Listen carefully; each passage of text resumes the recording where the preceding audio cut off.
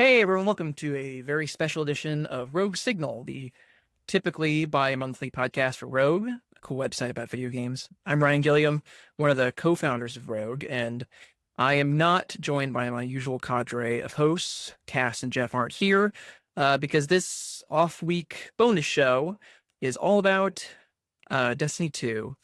Don't wait, don't go. It's also about Star Wars. Also, I understand that's probably not exciting for a lot of people these days, but these two things are together now. If you've been under a rock or not paying attention to Destiny for a long time, which hard to blame you after the last year that we've had, Destiny and Star Wars are doing a thing together. Definitively Destiny expansion that has the Lucasfilm Games license. It's a weird amalgamation of things that are one thing that's inspired by the other.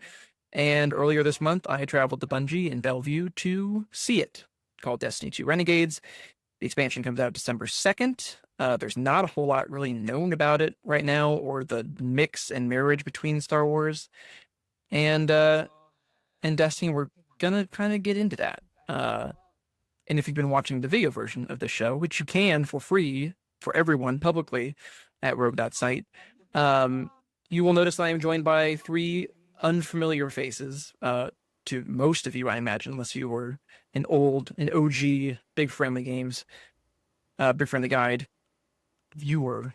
I didn't think it was a great idea to bring my co-hosts on here who have a varying degree of experience with Destiny, which runs from Jeff's experience of the game straight up not working when he was trying to play Edge of Fate for the first time in years, and Cass being a Warframe gamer, the only type of gamers that I think Destiny fans are legally allowed to make fun of. So I reached out to my actual longtime Destiny Fireteam instead to have some real Destiny players ask some questions about what I saw, about the state of the game, about what I think is going to be happening in the next 6 months or so, the trajectory of what Renegades is going to do for everybody. So with me here, I have in descending order from time I've been playing with them, someone I've been playing with since the Taken King reprisal 3 years ago, which just feels like forever, like crazy that it's been 3 years already. Arkham. Yeah. Hey everyone, nice to meet you. And then meeting people through the internet through podcasts is truly the pinnacle of Yeah. 2025 media. Uh, with me for 5 years and also like two different D&D campaigns. From Deepstone Crypt, a complete rando that we found and then just kind of stuck around for a while. Jenga. Hello there. And then after 8 fucking years, since day one Leviathan, before I met my wife, before I was married, or either of us had kids, Liquid. Hello. Been a long time. Yeah, it's Uh, been a minute. been a long time, yeah. And been through a lot of ups and downs, all of us, with this game, and things have not been super up over the past couple months, but I have seen some stuff that I think is going to be positive, is what I would say. But we'll get into that over the course of the show. We're going to start off with a question from Arkin. You had something that I think is a good Yeah. start. How is the core structure of the game going to change with Renegades from the Edge of Fate release? My biggest concern with the Edge of Fate release is that everything that brought me back to the game on a day-to-day basis for 11 years just disappeared into the portal and the light level grind. So now I'm sure everyone has felt this to some extent since July, but it feels like you're logging in just to do chores or get on the hamster wheel with no real escalating purpose for grinding that light level. So my main concern is that we know the light level is not going to be reset or changed in any way. So with that cap, are there some systems in place or some different content structure that's going to be bringing players back to the game daily across the spectrum of your casual player that plays an hour a day to people like us who dedicated 10 years of our gaming life and took the game very seriously. What is there going to be any changes that is going to speak to me to want to come back to the game and play it daily over the other options out there that I also enjoy? It's just seemed a little hard to justify investing so much time in Destiny 2 right now with an unclear future of what we're building to. But it was Yeah. never a question in my mind that I would come back and grind Grandmasters or go for that new dungeon loop because I was always looking to the next contest experience of I need to be prepared. Now with the light level, and a secondary part to this question might be, are there going to be any changes to the loot structure where guaranteed tier 5 weapons dropping at a certain light level is the only chase and prep work for the next challenge? Yeah. So when I was like to start when I went into this entire experience, which I've been to several of these at this point. This is not my first um rodeo on these preview events, and they all kind of filter out the same way. So I had an expectation of what I was going to see, Hmm. and with the caveat that like obviously all these things you're seeing it in a vacuum, and the hardest thing to stretch out from that is what is this game going to look like months from now. I mean, back when we talked about Edge of Fate, and it was like this is changing a lot. It was like I don't think we will know the full breadth of how good these changes are for the game until like March. I think that sped up pretty drastically. I still think that the version of the game in March could be a lot better than any of us anticipated kind of over the summer, but it's been a bad couple of months, and I think we saw that pretty quickly. I think we saw a lot of the holes. And so one thing, just quickly to before getting into it, I was worried about the vibes going in. Like, how grim is everything going to be? Twitter's not real life, but people are all like gloomy and convinced themselves that everything is on fire and dying all the time. So it's like, how bad is this going to be? And like the vibes were good. Now it's a press event, so everyone, all the PR people and the content creator people, management people are running around probably being like, smile, don't be sad, be happy, no matter what the process was, because like they want people to be like, the vibes are good. Mhm. But I never got any impression that like, I was of the opinion that there was at least a possibility that we could live to see a world where Renegades was the last expansion. I don't think that's the case. I didn't get that impression. I very much got the idea. And certainly when you look at like how, even with the like, we're recording this for context days after the whole like Sony's reevaluating their tax stuff for Bungie, which just doesn't matter. It's like that's very normal for something that is like not hitting. And also Sony gutted a lot of people from Bungie. If they did not expect them to miss marks after that, that's their problem. Um, with all that said, people are being like grim and worried about it, and I very much got the impression that like I think we're gonna see through to the expansions that they've greenlit. I don't think that's gonna change. I think, you know, even if I'm taking this a little bit from Paul Tassi, who I talked to at the event, but he's said this several times, but like he is of the opinion, and I tend to agree, that like Marathon, even if it comes out and doesn't do super good, we'll still get a year of its content before it gets totally shut down. Now, when we pass a year of Marathon and also the end of those 4 expansions are done, who knows? But I am very much convinced that like Destiny 2 is not over after Renegades, no matter what. So to answer that part of the question, there was a reason to jump in. Like, I don't think it's like, this is not the death cry is not Destiny Star Wars. To go back though, the 3 things I wanted to answer when I went in there was like, okay, how successful are they going to be at mixing Destiny and Star Wars, which we can get into, because I think that's the most interesting thing to talk about from this entire event in my experience. Is this going, like, what is going to be bringing people back, which I'll talk to right now. And then the third one was, is this going to fix the game, with the caveat of a fucking course it's not. It never was going to.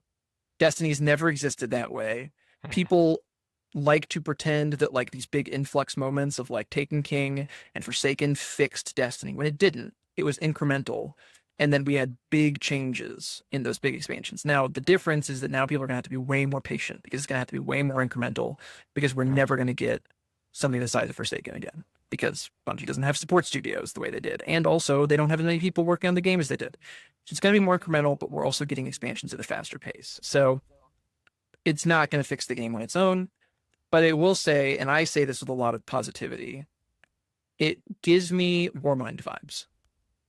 And I know at least Kyle, are a big believer in Warmind. I think Warmind is huge. I think Warmind does not get enough credit as it deserves for saving Destiny 2 before Forsaken came along to really turn it into what it became. I get a lot of like things are moving in a positive direction, and there is stuff that I saw that I'm like pumped about. But to answer your question more specifically, and with the blanket caveat that I was going to make a minute ago and didn't, this is a press event. They're showing you specific stuff. They do give you a lot more freedom than I've said at other press events to explore stuff, and some stuff I can't talk about, and other stuff I can. But like, it is designed to build positivity, and I will say that my general philosophy on preview stuff is that I try to hedge things that I'm potentially negative on, for the reason of, I'll give you an example. When I went to Edge of Fate, when I went to the Final Shape preview, the prismatic shields from the expansion, I was very annoyed by in the time that I was there. And I was like, this is going to fuck a lot of stuff up. It's going to create the situation where every time I go on this planet, I have to be on prismatic, or I'm not going to be able to kill anything. But I was like, but that could not be the case when the game comes out. And turns out it wasn't. As soon as you're done with the expansion and the campaign, you never see that shit again. And whenever you do see it, they give you a puddle to be able to get prismatic. It's not a problem. So I tend to lean more towards like, that will tend to be the stuff when I find something negative. I'm like, maybe it's not going to overly impact the game, because that's been my experience in the past with stuff like that. And the things that will really fuck the game up are things that you can't necessarily fully, like Edge of Fate, fully evaluate until they're in your hands for more than just 2 days of gameplay. With that caveat said, they're doing several things to make sure that the game is going to be more interesting to come back. I don't know how much, if I can talk about it, but they have stuff that they are planning within the first several weeks of launch to bring back like a Grandmaster type experience for people, which is good. I don't know much more than that, other than like the name of it. So I'm not really holding out much, but I know they are actively working on something like that. So that is good. That's encouraging to me, because Conquest ain't fucking it. Also, the entire main mode, Renegades succeeds on something that Edge of Fate failed at drastically, which Edge of Fate was the only repeatable activity was Caldera, not Caldera. I mean, although that wasn't a repeater, Sieve, thank you. Yeah. Sieve was the only like repeatable activity that people had. So, and also didn't get powerful after a certain point, which is fucked. So basically you immediately went from, oh, I'm playing this cool new thing, to I'm jumping into the portal and playing all this old shit again. The Lawless Frontier activity is the big draw this time. It has a huge grind behind it with all the factions. The faction system is very deep. They have unique cosmetic and actual gear rewards all tied to them. You pledge to one of them a day, and you like do get rep for them as you go. It's going to be like something that is a genuine grind for people who want to play and want to jump into it. And you can get power throughout the entire thing. So if you're not 550 yet, you get power for every single one that you do. Powerful drops. It is a portal-like activity that is run through this Lawless Frontier mode and ecosystem instead. So that is already like a much bigger thing. It's not going to be you finish the Star Wars ass campaign and then get dropped into the world and it's like, go have fun playing the shit you've been playing for the past several months. They also have Arena Ops now as a new thing, which is 6-player activities. So like Catch Crash is back, Astral Alignment, and then there's one other one that I can't remember, but there's 6-player seasonal activities and stuff. So that's back. So there's some new stuff in the portal. I think another exotic mission is being dropped in, but I can't remember which one. But they're doing updates to the portal to make it like have a little bit more stuff. But really, the big thing they're counting on is that Lawless Frontier is an actually repeatable ecosystem that you can continue to invest in. We can talk more about that, but follow-up questions and stuff. But that's the big part of it. The other thing is that, and like probably the biggest thing for actual Destiny players, is that the gear in this expansion is fucking insane. The weapons are more, it is the biggest instance of power creep I have ever seen in this game. I feel like from just Again, it's 2 days of experiencing it, but all the blaster weapons are fucking nuts, and there's a shitload of them. So like, there's a lot to chase here. I played specifically 3 weapons that I can talk about in a minute are come from the dungeon that are like best in slot. Uh, of like a scout rifle, a auto rifle, and a machine gun. The machine gun is one of the most insane legendary weapons I've ever seen. Um, and all those come from the dungeon. And then all the other blasters come from Lawless Frontier stuff, and have like literal kiosks that you can go buy things, like use credits to buy them from the Vex people or whatever. So it's very much grindable. And that being said, they are very well aware. I mean, this is generally true. They're very much well aware of all the issues with the game right now. Robbie Stevens said multiple times, we changed too much too fast. And we probably should have gone slower.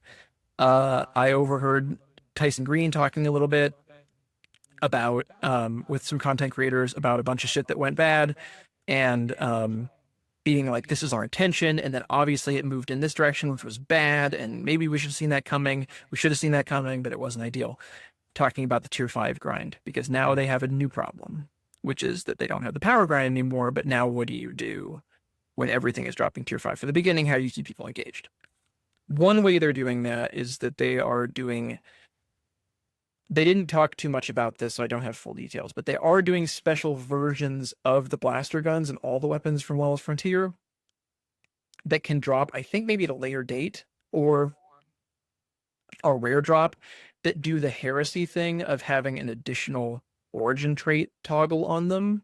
Okay. But unlike heresy, it's not like, oh, it's the runneth over trait from Taken King.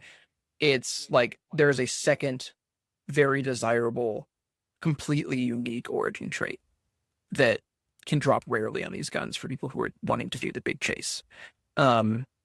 Which, like, I didn't get any of those, and the guns were still nuts, so I think it's probably fine if you don't get them, but for people who want to devote all their time to Lawless Frontier and get really into it, they're trying to elongate that, and also they're actively working on things gear-wise to make sure that, like, the game doesn't just become, oh, hey, it's really easy to get. Everyone is also aware that it's really easy to get a good God Roll tier 5. Mhm. So that is concern that everyone has that I talked to. Is like, everyone is like, great, 4 weeks from now, what are we going to be doing? It kind of depends, I think, on how the dungeon is. Dungeon's obviously a lot more digestible and easy to get into than a raid. So I think the dungeon will have more longevity than the raid does. Dungeon also has, I can confirm at least 3 of the 5 weapons are goated, and the other 2 that I played with are fine. So there's a lot to chase there, and a lot to be optimistic about, but there is definitely a lot of concern around, like, okay, once I max out my factions, this thing needs to keep me busy technically until like March, until the Shadow and Empire whatever update comes out. And I do not have a lot of faith that it will carry that distance, but also with their current business model, I'm not sure that they need it to. I don't really know. That's like, we don't know how that expectation has changed. But if their goal is to keep people logging in every single week, I have not seen something to make me believe that the weeks, like 6 weeks after, like mid-January to March, I think it's going to be a lot of like, oop, can't wait for Marathon. Whenever that's coming out. I don't know, by the way. If that's not, I do not know when Marathon is coming out. If this is not about Marathon, I asked to play Marathon, and they told me no. So, yeah, that's a long way of saying mostly good, but there is still very much that, like, now we are all getting tier 5s, and what do we do? So some of that sounds great to me, because with the prior expansions having that activity, you had like the Witch Queen activity, then where you moved in, then got the glaives, the overthrow. You had that extra little bit of depth after the campaign to keep going back and revisiting. So Flawless Frontier is something where you have that gear progression, but also there's variety to it with the different factions. That would definitely keep me coming back into it, while also thinking, okay, how can this piece of loot fit into a build for the future in a contest mode or a raid or whatnot. But Yeah. something you said there that kind of stuck out to me was with the tier fives, and there's that debate with the gear crafting versus everybody gets tier five with free perk options. But if there's that extra step to where you can start to get an origin trait in addition to all of that, because tier fives essentially feel like, okay, I got one drop of mint retrograde and I'm done. It's the god roll. It was so easy to get. There's nothing else there. So me personally, I'm looking forward to the Star Wars mix. There's something about a December Star Wars Destiny playing in the winter that kind of gives me a good feel. So I'm looking forward to that. That gives me a little more confidence in the structure of not only the post campaign, but what might be there to fill some of the dead time. And you might want to get into this later, but it seems like they're going down the route of trying to do these events like Call to Arms at a more regular cadence in those periods between expansion launch, dead period leading up to an update, and so forth. So that sounds good. I'm looking forward to the Lawless Frontier for sure. Yeah, on Lawless Frontier, I'll ask the hopefully quicker question first, and then I definitely want to talk more about the blasters because Yeah. I didn't realize that there were multiple of them. I thought it was like, oh, you got Han Solo's gun, No. but the fact that you're saying there's Makes me multiple excited. is interesting. Yeah, is It's it like the similar. weapon family, or is it? Oh yeah, like it's a whole archetype? new weapon family. Yeah. Is it Interesting. going to be a Yeah. Greedo? It's not even a whole. It's bigger than a whole new weapon family. It's not glaives. It's not machine guns. It is like there are now heat weapons, and there are heat archetypes of every weapon, almost every weapon type in the game. Okay. Oh, wow. Okay. So, So- Django, you're Yeah, I was going to say, get more into that in a second, but Yes. while we're still on the Lawless Frontier, I know as part of the original reaction, there was some hesitation, especially when it brought up the invading aspect. Mhm. And I was curious if you had seen anything about that. Yep, I played it, and I played the invasion version as well. I hate Gambit. I fucking hate Gambit. I hate Gambit deeply. I hate it with passion. And I didn't used to hate Gambit. I used to love Gambit. And when they did that tech test for Gambit, I think I recall Liquid and some old friends Yeah, of ours we who played don't play, Gambit we a played lot. a lot. Yeah. Neither of us had kids. And we just played all weekend with people who don't even play the game anymore, and we fucking loved it, and it was like amazing. And then it sucked because then the meta got solved, and then Truth came out, and basically from the time Truth came out, Gambit was ass. Queen Breakers And- before that. Yeah, I was going to say Queen Breakers. Queen Breakers was bad, So, you but know, I was at Bungie for Forsaken. That was the first time I ever went to them. When I was very young in the industry.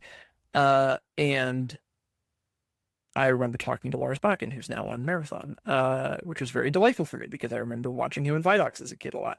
And he told me at that time that they originally had a PvE version of Gambit only. And then it was like a PvP, but only in that you were battling against another team. And I've told all of you this separately over the years, but like, he was like, then we added an invasion and it changed everything. And it really was the magic. And I've spent 8 years being like, that I want to play that old version of Gambit because invasion sucks. So as soon as they were like, check out this new activity, and also it's got invasion, and I was like, fuck off. I don't want to see that at all. I hate that shit. God damn it. So I don't think this is the ideal version of what that is. And I'll get to that in a second. The way Lawless Frontier works is it's basically like, and to rip the Band-Aid off, there is no explorable location.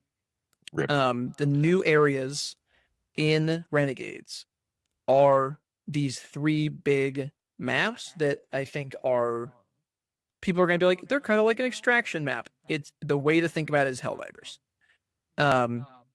It is Helldivers, but instead of it being like kind of the planets being a little, I would say, more generic and kind of like not proc gen, but like things change and move around all the time. This is like bespoke, built, I guess, kind of like a Marathon map, areas of where like you drop onto Venus or Europa. And the great thing about them is that they are like new locations. One of the big things, this is a tangent. So none of my answers are ever going to be short. And you should know that by now, before you ask them. We've been friends for a long time. But one of the things I complained about that I've also complained loudly to you guys, but I told like Robbie Stevens people directly, is that I feel like Destiny's lost a real sense of place. Where like the Heliostat mission drops you into the Plague Lands, and you're like, cool, it used to drop me down by a flag, and then the flag would then drop me into place, and then it would be like, now I'm going to the heliostat mission, and I knew where it was. When you go through the wall in the Plague Lands in Destiny 1, you know there is a translation between walking from the Cosmodrome into the Plague Lands, and you feel it, and you feel the sense of place. And Destiny's really missing that right now, and like having heliostat just drop into the portal fucking sucked, because I have no idea where that is in the Plague Lands. I didn't like it, and everyone and they were like, yeah, that's good feedback. I agree, which is cool. The cool thing about these new locations is that they are new locations in planets that we've been to, and they feel like different biomes of those planets, which is great because oftentimes in Destiny, you're seeing a very small slice of what is a giant celestial body. So it's cool. So you're seeing Venus, but it doesn't look like Venus that has been gentrified by the Ishtar Collective and taken over by the Vex. It is a Venus that is very much taking inspiration from 2 different Star Wars planets. There's a swamp area that has like a ship sinking into it. That's Dagobah. And then Sweet. there are like straight up Ewok village tree houses areas. And then there's another area that looks like the shield base from Endor as well. And basically you have what is essentially like a mini patrol zone where different events happen, and they'll get dropped off in an area, and you have these renegade abilities that you can use and upgrade, which we can talk more about because they're very important. And you are running around doing these various activities, and some of that might be like defend the area. Some of it, it's it's Destiny stuff, but it's engaging. It was like a fun, like a pretty dynamic feeling activity that didn't feel like super repetitive every time I jumped out to do one. It's different. There's different types of jobs. So there's like a smuggling job, or like the bounty hunter one is you'll jump down and you're like, you deal like a quarter of a health bar to a big servitor, and then he disappears, and then you have to like track him down over the course of the map and by doing some different activities. Or there's one in like the Europa cave system where you have to like escort a shuttle, but you are getting batteries and throwing at it, and the more batteries you throw at it, the faster the speeder moves, like permanently. You're like creating a permanent infrastructure to it, or you're literally breaking open enemies and putting a bunch of stuff into crates, and then carrying crates to the exfil area while like patrol enemies come by, and you have to kill them before they spot you, or you can like stash things in a box or whatever. And then when you're exfilling, when you do the activity, when you're exfilling, you call in the ship, and you have to wait for it to come in. And then when everyone jumps in the ship, the first person in is like on a turret, shooting for everybody, like defending people. And really it's just like get everyone into the ship and then go, and then you blast off. So it's a cool dynamic activity. Another Band-Aid to rip off. There is no healing, no passive healing in it. But, which immediately happened, and I was like, Kyle is going to be pissed. Immediately. And and I talked to like Ben Womack and people at lunch about it, being like, hey, people really did not like it when you did this. And you had to change it. What's up with that? It is a lot better. I will say the wells that heal you seem to drop a lot more health when you pick one up. And also when you break the little vases, which are way more prevalent, and also you want to break them because they drop credits, and they can occasionally drop charges for your abilities, so you want to break them anyway. Even on like ultimate, I was getting like more health. I could regularly like heal half of my health bar, and also you had way more health, so it did not feel like I was still getting one shot even on ultimate or anything like that. And also I was getting the health back, but it did create a situation where when I'm fighting a boss at the end, I was soloing it on ultimate. It was like, oh, I'm like stuck in this bunker and I need to heal with my build. I was playing Strand Titan basically the entire time because I didn't want to build craft while I was there. So I was doing a build that had built-in healing to it, which they definitely want to encourage, and it works better than it did in Nether. It's not like Nether where healing is reduced. The same way, it's just that passive health regeneration is gone and you have more health. It's just kind of like permanent brawler or brawn. Which brawn? Brawn. Brawler's the bonus. So it didn't feel that bad, which is also my feedback about Invasion. I was I don't know why they do this, but for some reason, some of us were in duo squads. It's a 3-person activity, and they put me on a duo with the IGN people. And I'm like, what the fuck? Like, get a developer to come in and play with me. That was annoying. Some similar-ish thing happened with Marathon, and then they fixed it pretty quickly. But this is like an afternoon. I was annoyed about it because it was like, it's a 3-person activity, and also we're still getting invaded by people, and we're 2 people. That was annoying. The invasions are not super punishing. So the way they work is ideal, I would say, in terms of like, when they announced this, I was like, there's one way they could make this work, and it's the way it works. Basically what it is you load in with your friends to one of the jobs that has invasion open. There's a contested area that is like important for the day. I don't fully understand how it works, and invasion's always on there. And then there are certain nodes where invasion is always is on for those days, and then there's some that invasion does not happen on. Invasion is also not on until you get to, I think, master and above. So if you're playing on lower difficulties, you don't see it at all. The way that it works is you load in like a normal match, and you might get invaded, and you might not. The way that it works for the invaders is you can only invade if you have a currency that you get from doing the harder difficulty modes.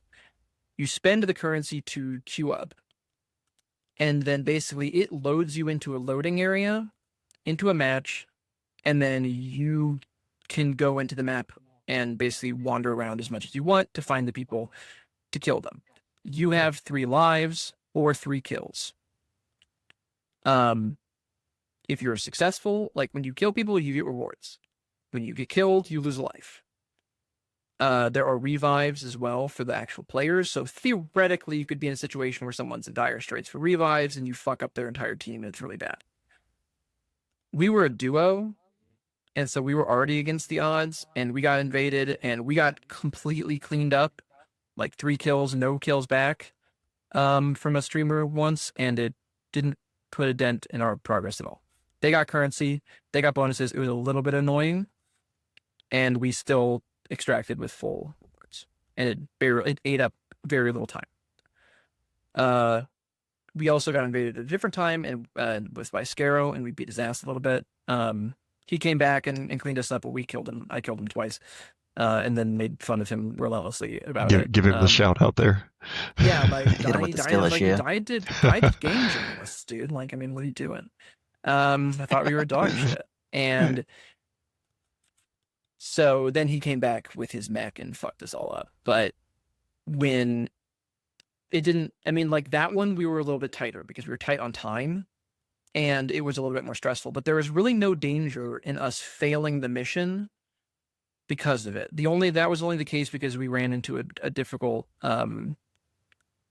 wanted enemy, and we split up, and we lost a bunch of lives doing that. So we were already low on lives because of mistakes that we made, and invasion could have exacerbated those mistakes.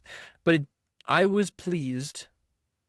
It did not increase my enjoyment, I will say. I was not like thrilled that an invader was there. But it also did not fuck me over, and it did not cause me to lose out on better rewards because of it. And I could see a world where I'm working with like 2 of you, where we can actually coordinate, where it becomes exciting and fun, and interesting to do, rather than something that is just like, we're a duo already. I know we're already gonna get fucked up. So my experience was not ideal in a way of like having fun with it. But in a different way, my experience was ideal because I was in the most vulnerable situation to be fucked over by an invader. And it really did not make that big of a difference in terms of like, it didn't ruin my match.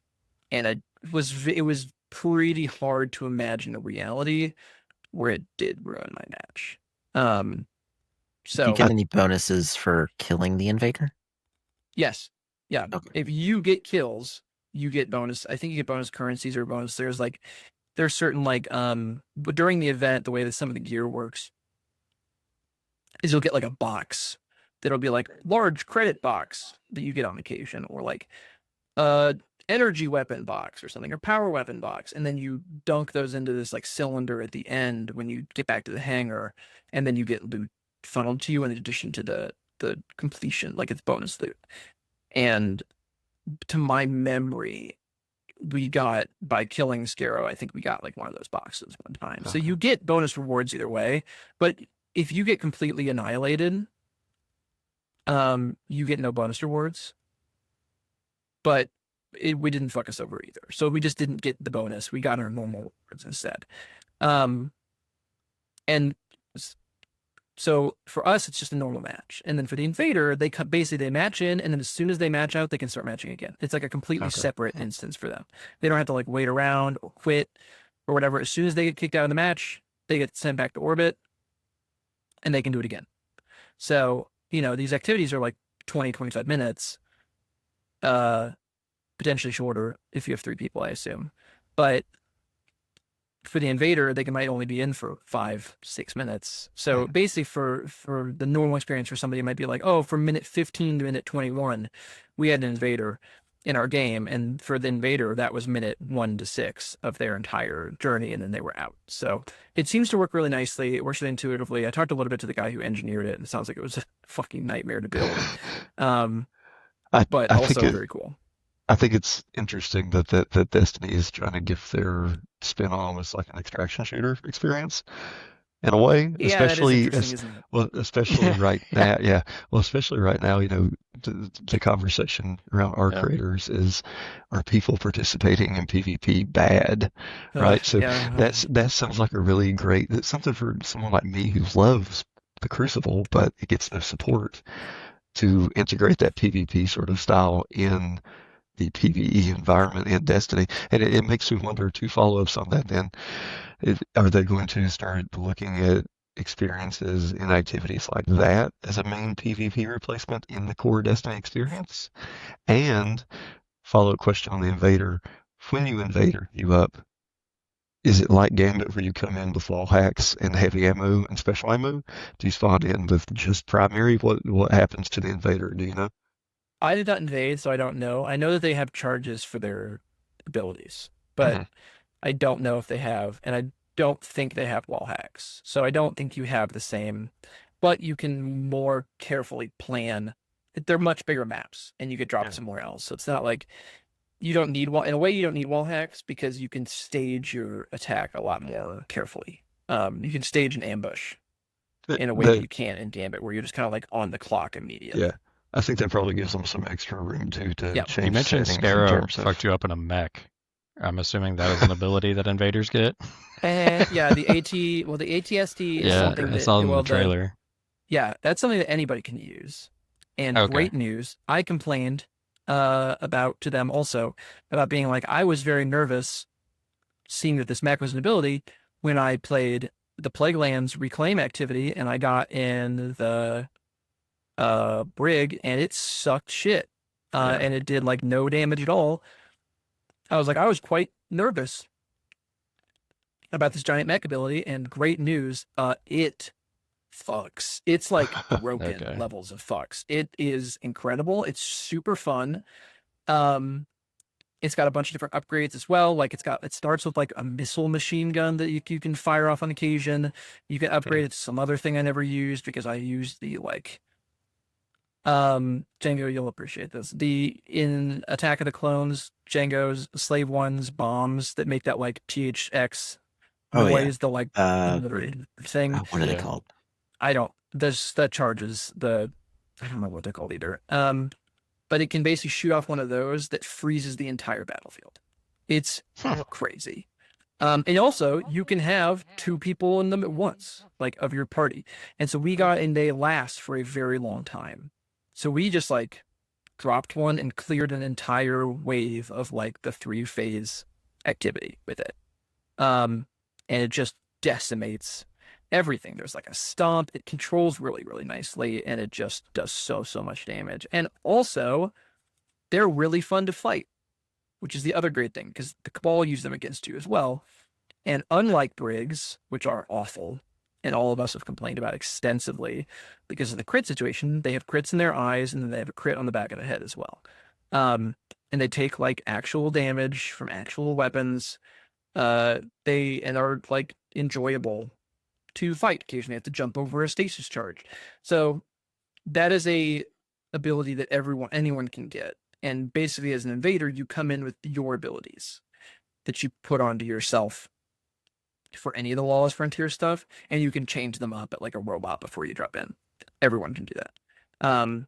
But the way that works is really good as well, and much better than the Edge of Fate abilities, where you basically like, for me, it was like Z. I would hit Z, and it would toggle ability mode on, and then my grenade and melee were replaced by, oh, do you want to drop a mech? Do you want to drop this other ability? And if I wanted to use my stuff again, I could just press Z and cancel. And suddenly my abilities were back, and my build wasn't bricked like happened with Edge of Fate all the time playing Strand Titan, where at some point I had to just be like, can one of you guys get the throwy disc thing, because it's going to completely brick my Titan build entirely. So that's no longer a problem, which is good. I gravitated towards the mech and this Vex bubble that you can upgrade, which is basically like a giant Titan bubble. Surprise, surprise. That you can drop down, which is really good for like capture the plate objectives and things like that, because you can shoot into it and out of it, and the enemies can't. They have to walk in, like Phantom Menace droid style. Lightsaber fight. So, and there's like there's like a Vex cube in the middle of it that they can break. Specifically bad if you're fighting like fanatics. But for the most part, like it's just up, and if you can defend it and stay inside it, you can stay in there for forever. Or you can do my favorite thing, which was drop one of those, because they have multiple charges. They have like 4 charges for the shield, and then drop a mech inside of it, and then you're just a mech living in this bubble, fucking shit up, and it's rad. There's also like there's a healing drone that you can drop, because there's no healing. So if you're not running a healing build, you can have this healing drone that drops, and like I think you can upgrade it to do stuff like give you heal or give you like super energy over time too. So you can like do higher ability builds like that. There's Cabal drop pods that are crazy strong that you can drop on enemies that just like smash enemies and kill them, and then also shoot out basically full ammo. And they have a bunch of charges for that. That one has multiple charges as well. Whereas the mech You're about to hit the Cabal with the payback, dude. Yeah, dude, it's rad. It's cool. I see what they sold that Halloween mask. Drop the pods on them. Yeah. So those have like there's lots of different abilities. They basically dropped us in with just super juiced ones from the beginning, so I don't fully know what the upgrade process is on those. I imagine it's pretty extensive, but when you're fully upgraded, they felt really impactful, and it was just more about like getting into the muscle memory of remembering they're there. The UI is not super great at reminding you that you have charges, or that you're out of charges, which is some feedback that we gave. But overall, they're very cool, and they're very powerful in terms of like when an invader drops in and drops a mech on you as well. But I also, when I killed Scarrow several times, I was already in a mech when he showed up. So he walked into me multiple times, being in one, and then my compatriot dropped one as well once he was in there. So I did run into a situation the first time I got invaded where I couldn't drop one, even though I had a charge for it. I'm not sure if there's like a timer or something. I don't know. I'm sure there's like some weird eccentricities going on there in the background that I just didn't fully understand. But yeah, they're interesting, and also you can bring them in invader or non-invader. They help make the thing feel like a new activity. In my experience. Jumping off of what we were talking about, seismic charges, or what they're called, by the way. One of the things that piqued my interest the most, and I think maybe played into some of the fears that some people had, that this was, oh, we're just Star Wars, but we're inside the Destiny launcher, the sound design. In kind of watching a lot of the stuff, it felt like the sounds might be one of the primary things that they kind of just cloned. Oh yeah. How is that? So there's going to be, by the time people are hearing this, first of all, there's a Vidoc out that people will see. And something I really loved about the Vidoc that I think really helps sell the idea of this expansion is you spend like 5 minutes with the composers talking about the music for it, which like music is so important to Star Wars and also to Destiny. And you really get like, oh, they were going for the Star Wars motifs, but with Destiny style music. The sound design is not like that. The sound design in some cases is literally 1-to-1. They told me like some of those blasters make blaster noises, like from Star Wars. Is And there a it's, Wilhelm scream in there somewhere? I'm sure it's somewhere. I Gotta did hide not it. see it, but I'm sure that's somewhere. Like when you ignite the Praxic blade, it's a fucking lightsaber sound. It's not Bungie's amount. It's to my knowledge, it's not Bungie like trying to make a lightsaber sound. It's just a fucking lightsaber sound. And same with the blasters. Like they make the sound that you would expect from Star Wars, and like that part of the deal that they made was they can do that, and they just sound like those. Two things about that. This is a good time I need to talk about the marriage between Star Wars and I'll talk. I can talk more in depth about the first campaign mission if we want to later. But like something I was impressed by, and I think everyone that I talked to was impressed by, is I think they do the melding of Star Wars and Destiny quite well. I think they thread that needle in what I would say is a pretty impressive way. It feels like that Christmassy Star Wars homage that, like, as a Star Wars fan, I enjoy. But also, like, I was not. I mean, we talked about this extensively in private conversation, but like, I was not super jazzed about this idea from the beginning, and I know some of us were more excited than others, and I think like you were less impressed than I was even. But like, I don't like, other than being able to have a cape as a Titan, I don't like Darth Vader running around the whole like it's Mora's bathtub and there are Witcher swords. I hate that shit. I hate it. It makes the world feel small. It makes it feel cheap. I don't enjoy it. This feels like an homage that is so on the nose that they have to have the license, but it's still Destiny.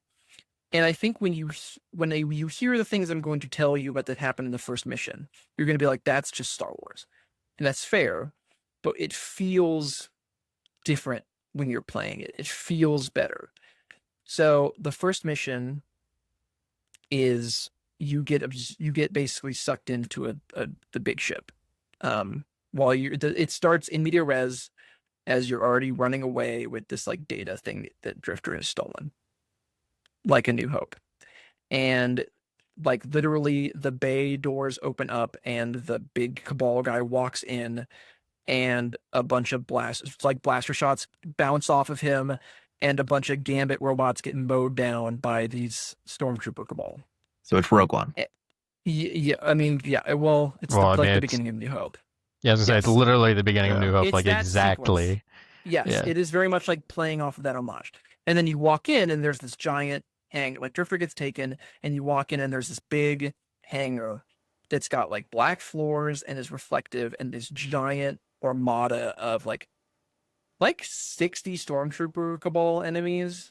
And you're like, oh, I'm gonna sneak past them. You kill all of them, like in combat. It's fun. It's like a fun start to the way that the campaign goes, and it introduces you to this new like overheat shield mechanic where enemies have this new type. There's some Cabal that has this new type of shield that you have to overheat by hitting it with rapid fire weapons. Blasters. It seems to be like a prismatic style shield similarity in that like I think it's encouraging you to use blaster weapons. It's the vibe that I got from it. But like the Praxic blade, which I can also talk about more in a minute, blast through it like immediately, and certain things blast through it very quickly.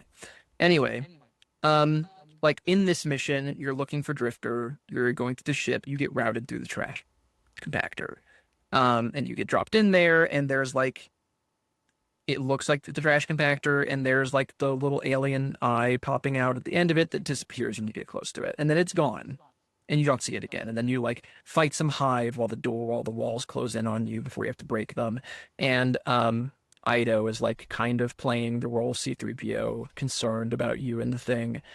But it works because like one thing Allison Lawless.site talked about in an interview that you can read on Rogue.site is that they figured out like they didn't want to do beat by beat story stuff. Like this is very much something that happens in like is very much similar to a mix between the opening of New Hope and the Death Star escape. It's a mix between those two, but it's not beat for beat, and it kind of is more like playing with all of the toys at once rather than just being like you were playing through a Destiny version of New Hope. And there are no quotes. It's something that They didn't want to do. They didn't want to. So there's no like, as far as I can tell, there's no like, may the light be with you. There, I don't think I heard anyone say I've got a bad feeling about this. That shit doesn't happen. But you know, you have this like anxious voice in your ear, concerned about you in the trash compactor, and then you escape it, and it's all like cute. And then you get, you know, you see in the trailer like Drifter covered, like stuck in a stasis block. You see that as well. And then there's like the duel between definitely not Kylo Ren and definitely not Jedi Lady on like by the ship. So it all feels very much like it is obviously Star Wars. It's pulling from Star Wars stuff. And then there's more stuff that is like playing similar to that in the later missions that I can't talk to with more specifics. That is very much like it is Star Wars, but it still feels like Destiny. And it's more that the people, the characters, the way that Allison also talked about is like the characters are playing certain archetypes. Like Drifter is your Han Solo. Spider is very much Jabba the Hutt in this entire thing, which is, as a Spider fan, is great. And like that works because those characters have always been those things. To me, is why that works. It's not Drifter acting uncharacteristic. It's Drifter acting like Han Solo, but he's always been the Han Solo analog. Always. That's not new. He's just acting like himself in a more Han Solo situation. So it doesn't feel wrong. It doesn't feel broken. It feels nice. And then as you get into like the maps, it becomes less about like direct Star Wars influence in the specific, and it's more about Easter egg stuff where like you can find a Cabal hanging upside down by their feet in a cave in Europa, or there's the big ship in Dagobah, not Dagobah, Venus. And so it's more, it gives off the vibe of both, but it definitely is not like this is in the Star Wars universe. When they were like, we wanted to make something that was definitively Destiny that feels Star Wars-esque, I think they really succeed at doing that in a way that's really impressive. And then you have the mission, the exotic mission, where you get the Praxic Blade, which is in the campaign, by the way. It's part of the campaign, which is cool. That is like, feels very much like a Whisper-style Destiny mission. I can't talk about it more than that, but I played it, and it does not, it feels, it's not like something from Star Wars The Old Republic where you're like, go to the Jedi planet and form your blade. It's an exotic mission that feels like an exotic mission, and but also feels like you're kind of combing through an old temple at the same time. I was very impressed by the way that they navigate that particular promise. What was the other part of your question? I don't remember, I'm going to be honest. But I now following up on the Praxic Blade stuff, what's the customization like on it? Because I know that they had mentioned there's customization throughout stuff, and then also there were things you could customize with it from the dungeon, and... I don't think I can talk about it. Okay. I have played with it a lot, and there is a lot of customization in terms of like play style. Can and I change the color? Yeah, you can change the color. That's like, it's the most yes, important. Obviously. Yes, very obviously you can change the color. We could capture several different colors. We could capture green, blue, and red, and I don't feel like I don't think I can say any more than that. Those are the three colors that we could capture. But the customization stuff on it, they kind of fully unlocked it for us immediately. So I don't fully understand the process of getting all of them, but they've said stuff like, there's a lot of misinformation about people being like, the lightsaber comes from the dungeon. It comes from the campaign, and pieces of it presumably come from the dungeon that would give you like, but it's different than like a craftable. I think I can say it's not a craftable weapon. It's a customizable exotic. It sounds like the evolution to Ergo Sum in a way. It definitely feels like Ergo Sum, but better. Mm-hmm. So there's some artifact perk bonuses that feed into this partially, and again, part of it is the ammo economy changes. But I like did entire missions with that thing where I did not run out of ammo. I used it the entire time and did not run out of ammo once. It is a special weapon. It's kind of fucked that like literally used it the entire time, did not switch off of anything the entire mission. It has like 3 main things that it does. It's basically just like a hat on a hat on a hat on a hat. It's a crazy fucking exotic. And part of the reason that gave me encouragement that there's more of this is like they were like, hey, you're going to use this Braxic blade going forward, like in future expansions. Which also they said that they own, like because Lucasfilm Games, slight tangent, because Lucasfilm Games doesn't own the concept of a blaster, there will be more heat weapons in the future. They just won't sound exactly. They just won't look and sound exactly like Han Solo's blaster next time. But like these are not like one and done archetype updates. They're gonna continue anyway. The lightsaber's crazy. It does like normal hits like a normal sword would. It goes in your primary slot. Does special ammo, and it also has the throw to it, which is a little finicky. But once I kind of mastered it and started to figure it out, it's really nice. It's really cool. It's like it basically ricochets between enemies, and then comes back to you. And then there is like probably the most broken aspect of it, which is the deflection. Which is basically you can aim at enemies, you can hit the block button, and you can basically cause them to like you are completely immune, including from stuff like Scion boops. Like you can block and deflect it, and you won't get booped up, which is big tech.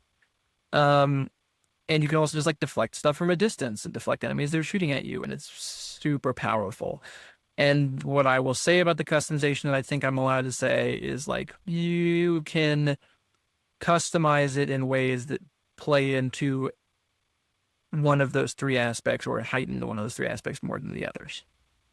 And you can like, depending on which of those three that you're really feeling, you can kind of move in one of those directions. But I think that's all I can really say about it. Did you cool. test it out with strongholds? No, I did Big not. question right there. But I should have. I did mostly. It turns out it's a real pain in the dick now to change a build around. Which means that I basically just didn't touch anything except for my Strand Titan stuff. There's a bunch of new armor that's cool. I did try it out with one of the armor sets is very much focused on sword stuff and sword bonuses, and I did try it out with that, and it was pretty good. So I imagine that something like Strongholds will be nuts with it if it fully works. I'm sure there is a YouTuber out there who tested it. And I don't think there would be anything stopping us from talking about how it interacts with Strongholds. But yeah, it's cool. It's going to be a big deal exotic. I think it's going to be something that people are going to use really steadily. I think Ergo Sum is very niche. I think this is significantly less niche. I think this is something that people probably run around with a lot. And also it being in your kinetic slot, I think it will fit really nicely with a bunch of energy primaries. I will say that like once I got it, my default loadout basically became the lightsaber, the Praxic blade, the dungeon auto rifle, and the dungeon machine gun. Do you have a follow-up, Django, or anybody with the lightsaber stuff, or do you want me to roll into blasters, which we said we were going to talk about like 30 minutes ago? Gonna bring up the blasters next. So okay, I'll ruin your segue then and just do it myself. Blasters are. I never took them off. They gave me a bunch of other weapons to try that are coming out in the expansion, but they're fucking awesome and I love them. They're like one of my favorite things that's been added to the game for a very, very, very long time. I'm very concerned that we haven't really gotten a big sandbox update in terms of like new aspects and stuff, specifically about Prismatic. I'm still pissed that we haven't gotten any Prismatic updates. I think the blaster stuff will be enough to shake up the sandbox that the game will feel new for a while. They're rad. So the way they work, all of them work. They said there's like 2 different versions of it. I didn't get a great sense of the difference between them. But there's like dynamic and then another one. But there's basically like fast firing and slow firing. The way they generally work is that you fly firing, you build up heat. And once you get to like 80%, an audio cube plays. I think a visual cue will play as well. And you can like do a perfect vent that makes it vent faster. That's basically a perfect reload. And there are a lot of different like perks that are about heat management and like picking up a orb of power will like take a significant chunk off of your heat. But also heat falls off when you're not using the weapons. Faster on some types of weapons than others, but like if you're shooting the SMG and you're like stop shooting it for a while and you're just running around, you just don't have to vent it. The cool thing about it is you can vent it at any time, and as long as you don't overheat, which is hitting max heat, you can start firing again anytime while you're venting. Now, if you are thinking about what might be broken on that, it works exactly how you would want it to. So the reason the dungeon auto rifle is the best in slot auto in the game, in my opinion, once it comes out, is it has fucking heal clip on it. Well, there you go. So you can at any time kill an enemy, start venting, and then start firing in immediately. And outside of the small animation it takes to play, you get that heal. The reason the Scout Rifle is one of the best in slot Scout Rifles is that it has Volt Shot on it, or Jolt Shot on it. So you can kill an enemy, immediately vent, fire again, and you have Jolt Shot. So that's fucking busted. It's so good. And you can basically, like, anytime you're in a bad situation, you're never going to get caught with your pants down on a reload unless you overheat.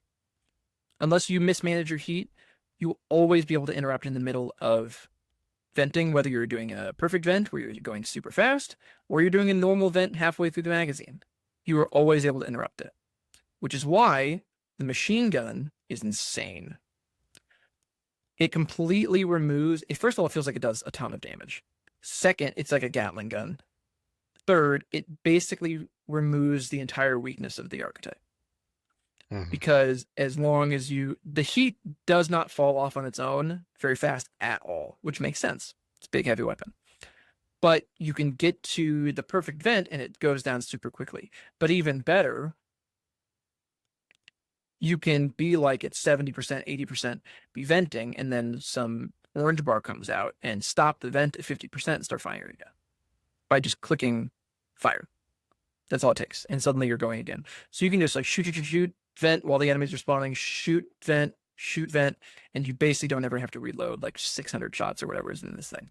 It is nuts. It's the best. And also, like, mine had is it jolting feedback, the one that you by continuously hitting stuff it jolts?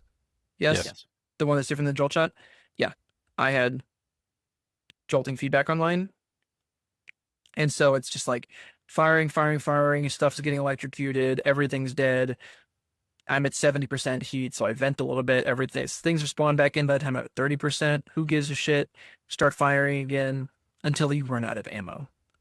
I was gonna say, what's the ammo situation like on? Yeah. I imagine there's some primary, some special, some heavy.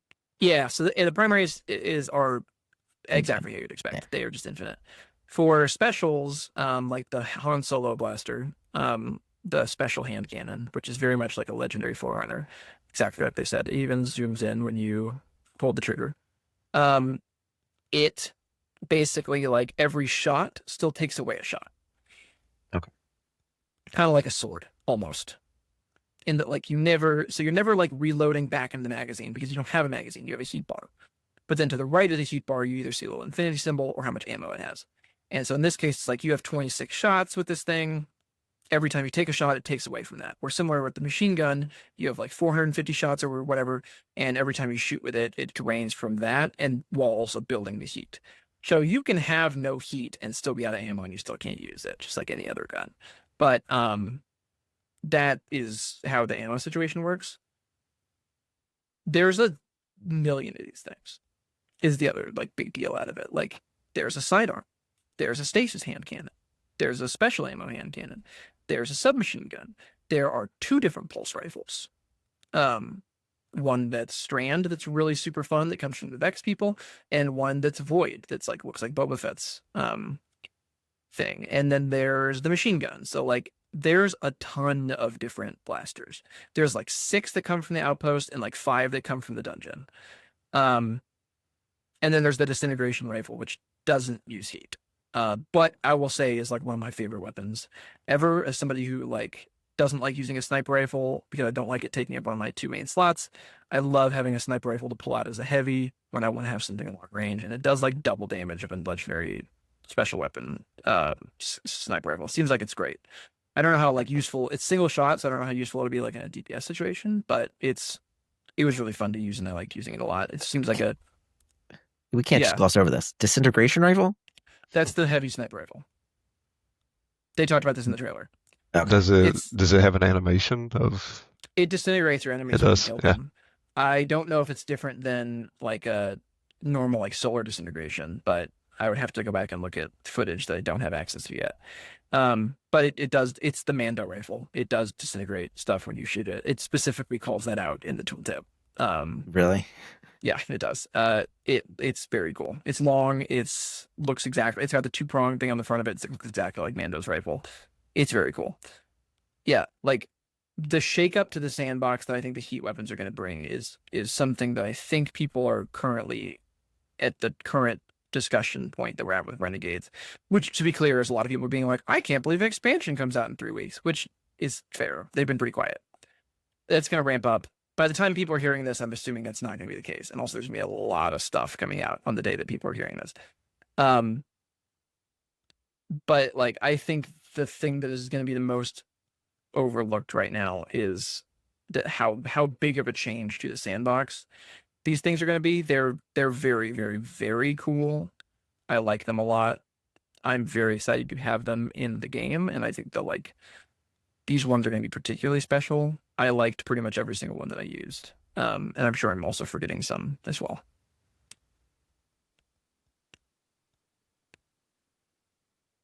Next, I was going to say, are there any armor mods that go along with them? Or does I'm assuming reload affects the heat speed it dissipates? I assume so. It treats it like as a reload with, like as you said, heal clip. So well, and also I would assume so, and the reason I would assume so is there's nothing in like the heal clip tooltip is not changed to say upon reload or vent, right? It just treats it like a reload.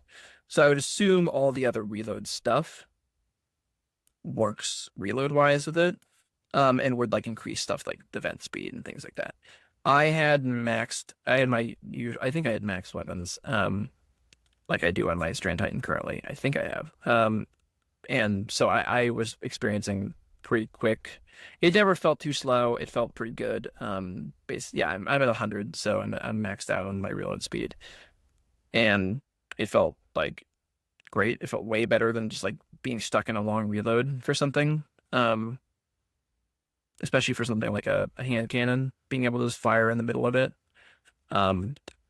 really like makes a huge difference. I think people are going to like them a lot. I really loved them. The idea of like using something else was like, fuck off, I'm going to use this. And now that's partially because it's the new thing. We talked about a lot, like that reload speed thing. Like when Luna's How came back, was like, wanted to get heal clip on it, got heal clip on it, and I was like, this kind of feels like shit because the reload's so slow. You had to like really also get all of the other perks to max out the reload speed to make having heal clip on the gun feel good. So it's kind of nice that these are a lot faster like that. Yeah, I was really pleased. I was like, I wonder if this works exactly how I thought it did, and it did. And it's like I'm a kill clip hater. I hate that perk. I've never enjoyed it in PvE ever. And I look at that and being like, oh, maybe I actually might use that on something like this because the barrier to entry on any and all reload perks is just not there at all. Now that means something like killing tally on the machine gun is not very good, right? Yeah. Because you want to be cycling it. But on the flip side, something that is more about keeping like something like Rampage suddenly. Yeah, I mean, I was going to ask, did you play with the new Rampage? No, I didn't. I read the sandbox update early, but only like barely before we left, so I didn't really get to fuck with it. But even if it was old Rampage, part of the biggest issue with Rampage was like, oh, I'm trying to keep it up, and it's gonna fall off right as I finish my reload, so I'm not gonna get everything. But like with something like that, you can immediately interrupt yourself and start going for it again to like re-up your buff. It opens up so many different avenues of like space for the game. There isn't one that I saw, but like suddenly I'm imagining what like a heat glaive would look like, and suddenly the thing that is the most annoying about using glaives, which is having to reload them on that long ass reload animation, is just gone. Like that is, it has the opportunity to really drastically spice up what the meta looks like, because in PvE especially, like reload can be such a barrier to archetypes being good. Yeah. So it's the type of thing. This isn't always the case when you play Destiny advanced like this like, going forward, but like when I was with Prismatic, this happened when I played Final Shape and then came back, and I was like, fuck, I can't wait to. I've seen the light, and now I have to go back to not being able to do it. This is definitely a thing where, like, in the time that I've played Destiny of bringing back, I'm like, fuck, I miss my blaster weapons, and it's the thing that makes me most intrigued by right now having like call to arms allowing you to get some of this stuff early so you can immediately drop in with blaster stuff is how I assume it's going to work. At least I don't know, we didn't mess with that for obvious reasons, but like being able to drop into those immediately is like very potentially exciting to me, because I want to get my hands on them as quickly as possible, and the fact that I'm gonna have to wait to get some of the dungeon stuff for however long until the dungeon comes out is both like something that's very annoying to me and also exciting as somebody who doesn't care about almost any of the weapons in Desert Perpetual. Like, I care about a lot of these dungeon weapons already. I have not played the dungeon. None of us have, for anybody asking that. So I still know nothing about it, and I'm curious how it works, but I'm very excited for the loot in the dungeon, which I have not said that sentence in a long time. It is the best, as far as I can tell, end game set of gear, like from an end game activity, like in the totality of it all, since like Vow of the Disciple. Every other thing has been like, there's one or two things that are good or useful. I'm like, no, I want all of them, including the crossbow, which is really fun. That's going to bring up exotics. Yes. Kind of as at least my last thought is kind of going off of what have you played with? What is coming? Where are they coming from, if you know it? Yeah. I will say from the armor, I did not touch the Strand Warlock helmet, but just anecdotally from not using it, and also I didn't talk to anybody use it. But it seems like, reading the actual tooltip for it, it seems fucking very strong. It seems like the most powerful of them. The Titan one, the jetpack thing, does not feel good to use. I did not spend a lot of time trying to use it. I'm sure other people will like figure out how it works and I'm sure Llama will put out like a video day one to be like, this thing's rad. But from my experience using it in like again, I didn't want to go into an actual activity with having to make a whole new build around it, so I just checked it out in the shooting range, and it was fine. It did not impress me. The Praxic Blade is obviously the big thing. I've already talked about that. There's not a huge exotic suite here, which is like disappointing to me. But there's one for each slot. So there's the Praxic Blade for the primary slot, the crossbow for the secondary slot, which I'll get into in a second, and then the season pass weapon is this like Lazaku, the Hive, which is a machine gun based on and named after her. That is very high of architecture, looking like it looks like Savathun Spire. And it is a healing machine gun. So it works like a healing auto rifle, but it's a strand machine gun that shoots the same type of bullets. And it's fucking sick. It's very cool and is great even for solo play, because when you kill an enemy with it, it creates a tangle or like a threadling nest on the ground, which is like it looks like a tangle that's like attached to the ground that spawns threadlings periodically, and every time it spawns a new threadling, it loses a little bit of health. So you can heal it back up, and it will gain ammo. And whenever you kill an enemy that's near a threadling nest, it will cause them to spawn another threadling. Or if it's far enough away, it will spawn another nest. So you can have, like, if you're defending an area, say in the Lawless Frontier activity, you can have like 2 or 3 threadling nests, and you can basically just make it your job to heal them up to get the bonuses that you get from healing stuff. It's really cool. I played with it a surprising amount, despite it not being like a blaster weapon. When I was messing around with like 2 different, like I liked also using the Strand pulse rifle and the Han Solo blaster with that healing machine gun felt like it was another really nice loadout that I enjoyed a lot, that worked nicely with my Strand build. It was really cool for support people like Django. I think you will really dig it. It's really cool. It seems to heal very quickly.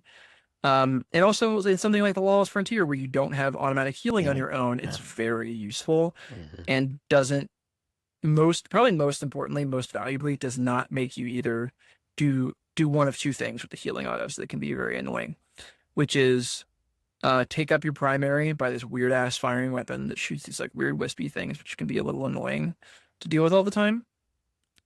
And or also force you to run a second primary and do double primary, which I hate running personally because of the weird wispy firing. It has that weird wispies, but first of all, it feels a lot better.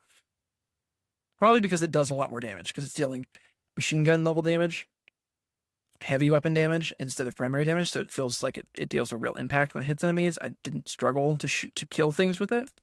And also, you're only using it sparingly. You're using it occasionally when you're firing your heavy weapon. So it feels like it's a much... If you're going to do a healing build, it feels like a really good option for it, and I feel like it will get a lot of use in high-level Lawless Frontier. I think it's very cool.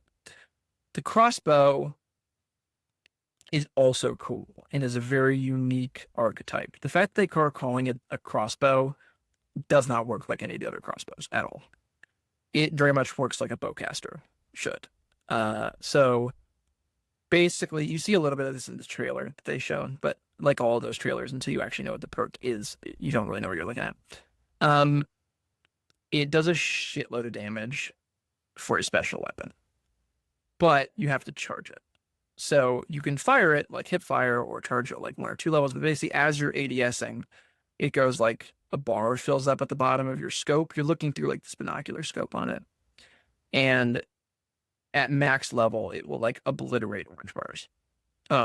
Even on Ultimate or Grandmaster. So it does a lot of damage. And also the higher level the charge, the higher the blast radius as well. So you can like bomb out an area with this thing, basically. I used it for like enemies that were even high level enemies that were like hiding behind a rock. The explosion radius is enough. Like I was shooting at an enemy on the side of it and it blew up all the enemies behind the rock, or I shot like the floor and it blew up everything. It's really cool. It's a very simple exotic, it seems, at least right now. And maybe the catalyst does something wild, but like it seems very simple, but it's very effective. And it seems like the kind of thing. All of the loot in this is something that is like enticing, and more importantly, things that I'm like, oh, I feel like this will be something I will be using for quite some time. To the degree where I'm like, I don't think there's any way that the New Year tag survives into that much longer, because the second that we get to whatever, there's Shattered Cycle and then whatever the other one is that I can never remember the name of. As soon as the second one of the year comes around, it's going to be like, okay, everybody, put away your Star Wars blasters. I think people will be like, fuck you.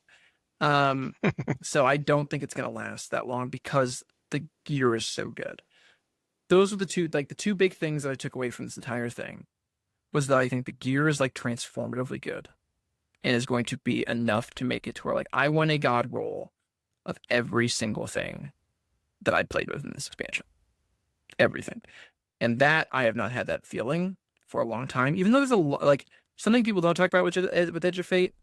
We got a lot of gear, like a lot, and a lot of it's pretty good. Like credit, I think Edge of Fate is pretty inarguably the worst expansion in Destiny's history. When you take, if we look at Osiris as like, is Osiris the worst content we've ever gotten?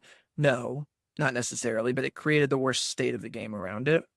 I think Edge of Fate is pretty inarguably in the worst because of what it has created for the game. But one of the good things there is that we got decent loot. This blows that loot out of the water, and so I will feel very confident that at the very least I have a lot of stuff I want to go get when this thing launches, when it hits. And the idea of there being like, oh, there are some of these things that are going to have special origin traits. I don't normally care about like an adept version of something, because it just has never... Something we all talk about often when people get very uppity about perfect rolls is like the difference between a perfect roll a 10 out of 10 roll and a 7 out of 10 roll in Destiny is just not that big. It's like a fraction of a percentage point compared to something like a God roll in another MMO. It just doesn't work that way in Destiny. That is still probably true with these blasters, and I like them so much that I will definitely spend extra time to go and try to get the perfect version of the super one. The same way, it feels a little bit to me like when your Tide Apex dropped during Solstice, I was like, I love this thing. Everyone loves it. I'm going to play this game for as long as I need to get not only a God roll, not only a tier 5, but a tier 5 shiny God roll that has multiple perk levels of something I want. A feeling that I had not felt since Into the Light, where I wanted to do that. Specifically, I wanted to have a good shiny of everything, but I specifically was like, I want a perfect God roll of Midnight Coup. And I spent the entire event grinding my ass off every day to get it. And I still use it, and it's great.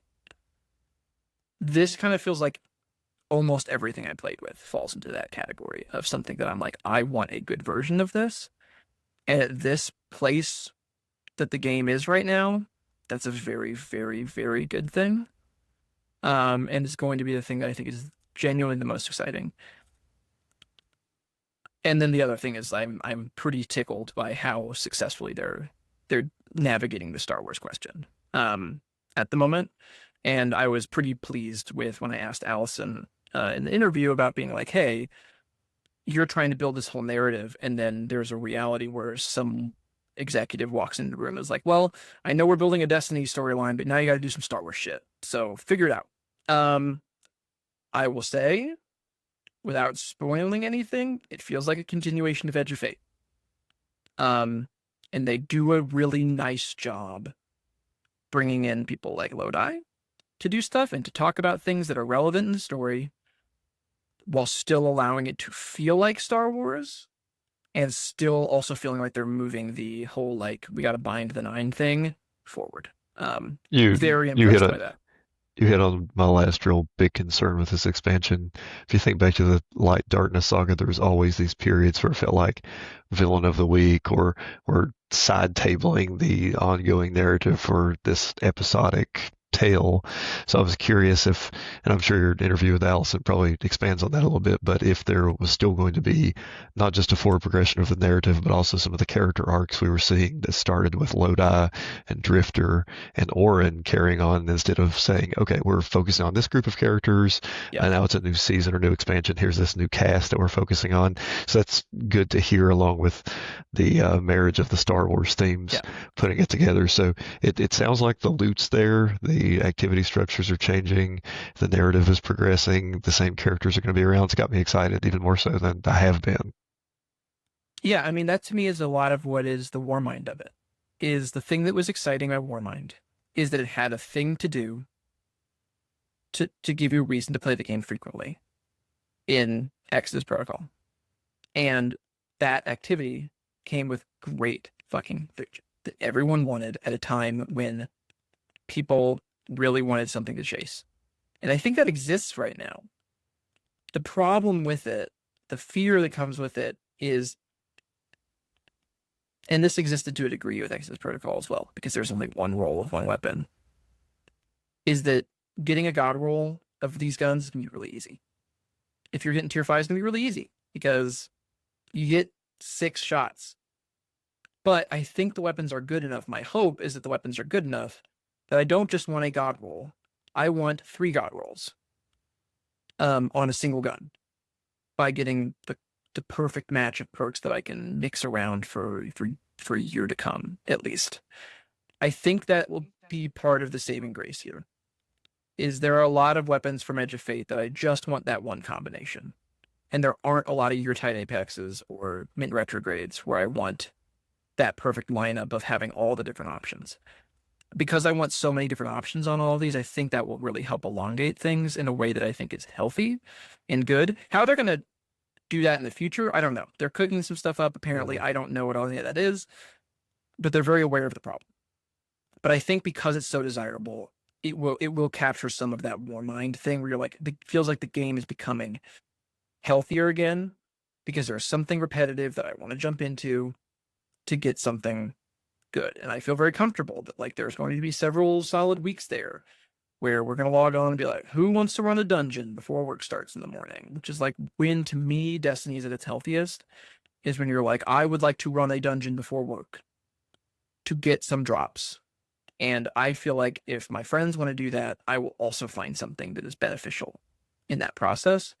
And I think that's what we're looking at, partially because they made the loot so good, which is one way to do it and a good way to do it. Yeah. I will say in the story, they're doing definitely like a handoff. Like it's like Drifter was barely involved in Edge of Fate, and now he's like star of the show here. And he's old now, which is cool. I asked Allison about kind of the mechanics of that, and I won't go into all of it here, but if you want to read about that, you can do it in the interview. She was, I felt great. It's always nice when someone is excited by a question that you ask, and she came up afterwards like, thank you for asking about old Drifter. And I'm like, you're welcome. I'm excited about talking about the logistics of how that works, with how you age a guardian. Because he's like gray now all the time. Yeah. And like you get a real fun dynamic between him, and like you get a real like look into the actual like full relationship of Eris and Drifter now. It's cute. But in their weird way. So like it's it's got Eris and Ido and Drifter, characters that weren't really big in Edge of Fate. And Lodi is there, but he's taking a backseat this time. And like there's no Ikora that I could tell, but Zavala is in the background. Orin was completely MIA from what I could tell, which is weird because she was also felt kind of MIA from Edge of Fate. But so it's still cycling through the characters. It's still doing the seasonal thing of like, let's not give them the same person over and over and over again. Even though there's no amount of Lodi that could give me that I would be bored by. But it is still it very much. I was also really concerned that it was going to feel like, it's the Cabal season, and then it's the Hive season, and then we'll get to the actual. Then we'll get to Aramis, or we'll get to. I mean, Aramis even also felt like a villain of the week, even as an expansion villain. No, for sure. There are two big villains of the week in Renegades, in the Kylo Ren stand-in and the Cabal Emperor guy. Yeah. But I mean, at least Allison said that like at the very least with the Kylo Ren type character, the Dredgen guy, we're not done with him. Like he's not like a one and done. I don't know about the Cabal, but he's a one on the Dredgen on one and done. And the hand of the Nine is felt in the background. So like it is very much when they wanted to continue it, it's not like the side Plaguelands mission that even doesn't feel like totally a side thing because you're dealing with Maya a little bit. They are continuing the narrative in a way that when they touched on the like, I can't even say what I want to say. When the aspects of Edge of Fate started to bleed into the story, I was like, fuck yeah, very cool. As someone who's wanted to know more about the Nine, there's some justification for some stuff that I was pleased by. Yeah, for sure. I mean, really, if I think about the best Destiny stories like Witch Queen, you have this central thread of Savathun stealing the light, but why? Oh, because she's trying to steal it to imprison Rolk and fight the witness, right? There's always that bigger picture to the story, which sounds like if you were dealing with, okay, this Star Wars story with the Kylo Ren stand-in and the Cabal Emperor, but what's hanging in the future, pulling the strings of that. To me, that's when the Destiny stories are at their best. So that's good to hear that they're, as you put it, threading the needle. Yep. You didn't like Callus somehow returning just to go fuck around on Neomuna for a bit? Callus has somehow returned. I made that joke in front of Allison on record, I believe. I think it was on record, and was told we have also made that joke internally. Which isn't a no, I will state. I don't know if Callus is coming back. I really doubt it. But if they were to do one quote reference, and it is somehow Emperor Callus they already returned, did that though. I would be so happy. Shut the fuck up. I was gonna say I don't. Which strike is that? Oh yeah, they did kind of do something like that. Yeah, they literally said somehow Brachus has returned. They did not say for sure the Callus is not coming back. I will say that the Emperor dude is played by Danny Houston, who is like a big Hollywood actor dude. He's like the Yeah. bad guy in the new Naked Gun movie. He's Stryker in X-Men First Class. He's been in lots of different stuff. He's the one of the bad guys in, I think, the Wonder Woman. And it took me a minute to place him when I was listening to him. I was like, oh shit, he's like, there's like, they got like a big name Hollywood actor for this. It's which is always fun. So But it feels from expensive. you mentioned Zavala returns. Is Keith David still in the role? Mhm. Ah, yes. Still Okay. keeps the more Awesome. Keith David. Nice. So yeah, I mean, I'm glad they're bringing him back because it felt like it felt a little bit like they were memorializing him permanently, and Yeah. you still get a lot of. Well, I mean, the story is basically like the Vanguard are kind of being the Jedi, like the prequel Jedi, like they're like fingers in their ears, don't want to hear it. Let's just like the people deserve peace, and then some stuff happens that very much some stuff happens. You know, it's very Star Wars in an homage way. Some bad shit goes down. So Some stuff like, happens. Some Vex get some clothes. You know, stuff happened. The stylish Vex Vex drip it are out. fucking so cool. I love them. I cannot. They like the way they like the whole like Lawless Frontier vibe of like the Outpost is so Cantina is so like the vibe of these factions that are completely broken off from this other thing. Like it makes me curious about the lore in a way that like I've become a lot more curious and more interested in the stories. It's gotten, good over the past several years. But I found myself, even as somebody who's like pretty plugged into the lore, but not Bife about it. Bife, by the way, very sweet man. Hi Bife, if you're listening to this.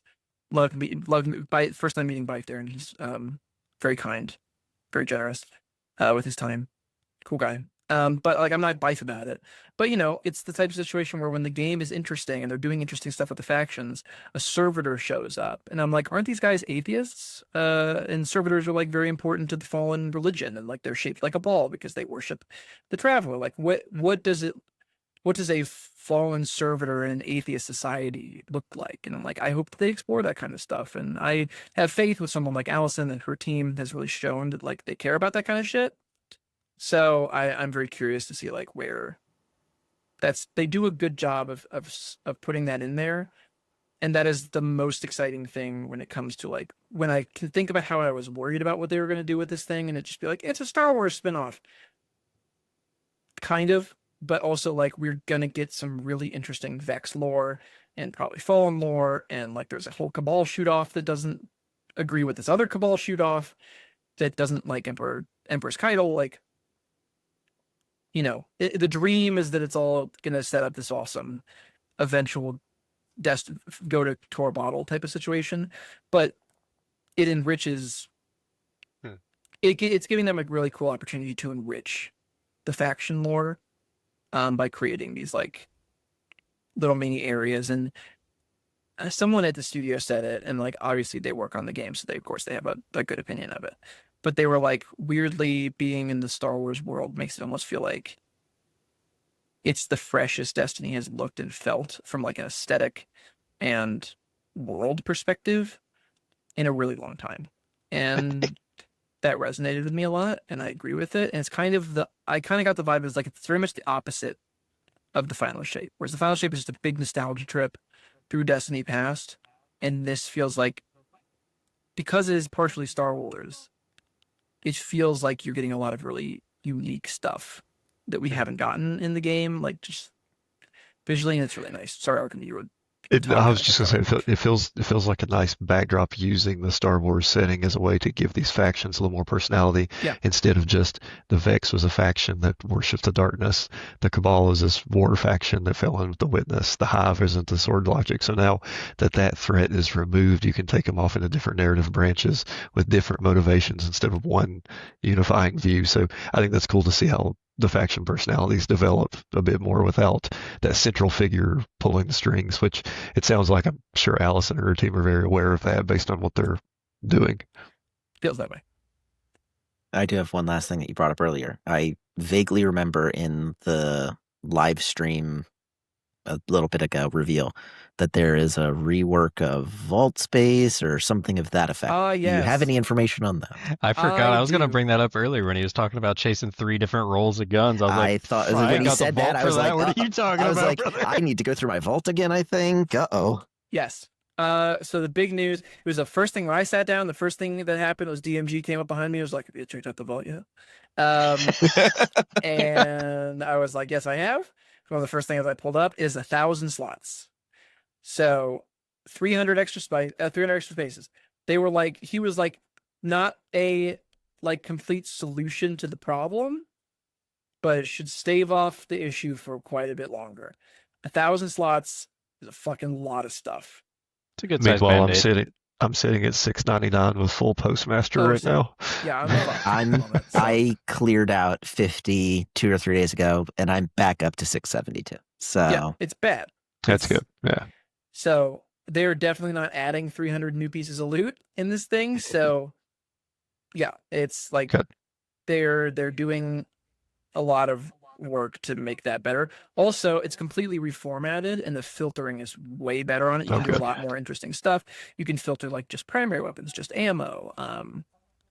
I gave specific feedback along with other people that I am very like Aegis and I were really given Robbie hell about being like, I cannot tell you how many times I play this game and how I still accidentally vault stuff every time I play. We were like, can we make it a hold or something? And he's like, what's happening? I'm like, it's a user issue. I'm 100% willing to admit that, but I'm sick and tired of vaulting my stuff. And I was worried that they took it away. I did find a way to make it so it sorts by most recent. So I was still able to solve that problem. And I will say one other great thing about it, it saves your most recent filterings every time you open it. So like if you set it to most recent because you're an idiot and you keep doing that, like I am, it will stay that way, at least during the entire session that you're playing. Whereas in my memory in Destiny 2, I have to recycle to most recent every time I do it, which just makes me even angrier. I did also then the second day after talking about that with Robbie at dinner, do it immediately and call him over to be like, I want to let you know that I just did it twice in a row. I found it's gotten better since Vault from Anywhere because now mentally like, okay, I have to activate this. Like it's a thing I have to look for where it used to be, especially at the tower. I would find it the worst is go in, I'd have to turn around, look at the look at a cat or a dog or something, come back. And it's like, oh yeah, okay, let me equip. Oh, God damn it. Yeah. It's wild to think how far that's come from the Destiny 1 days where I would fly back to the tower. DMG said as soon as we talked about how many slots there were. I would go back to the tower every time I wanted to change something out. I used to drive some people I played with nuts. Well, and there were like 30 slots, and some of them had to be currencies. Yeah. Yep. I go back to look sometimes just for the hell of it. Going back to your comment about the cantina, is it a social space? Mm-hmm. Yep. And there are other people that load in. Okay. So it's not like the Enclave where you have just your fire team. It's like... I popped in, I saw Dado and Mr. Fruit and a bunch of other people hanging out in there. So Did you say hello, Dado? I did not say hello to Dado this time. The last time I said hello to Dado, one of these was at the Final Shape, and he was lovely. But no, I did. There were a lot of people at this one, actually, a lot of people, which is encouraging. Also, maybe it's just because it's Star Wars stuff, but yeah, it definitely feels like, and it feels like we're moving in the right direction. Again, it's not fixed. It was never going to fix it. This was never going to save. We're never going to go from Edge of Fate to Forsaken, ever. There's never, ever going to happen. It's moving in the right direction. And if anything, I got a very strong sense that they are very aware of a lot of the issues. My opinion is always typically like, they're usually pretty aware of what's going wrong. They know, they play the game, they understand it. I still don't think that like some of the mistakes that happened should have been made. And I think it's mildly concerning that happened, but they wanted to change it. People wanted change. They changed too much, and they seem very, very, very aware. I did not give any piece of feedback that I had or heard any piece of feedback give where the devs were like, yeah. And they're like, yeah. Mm-hmm. Yep.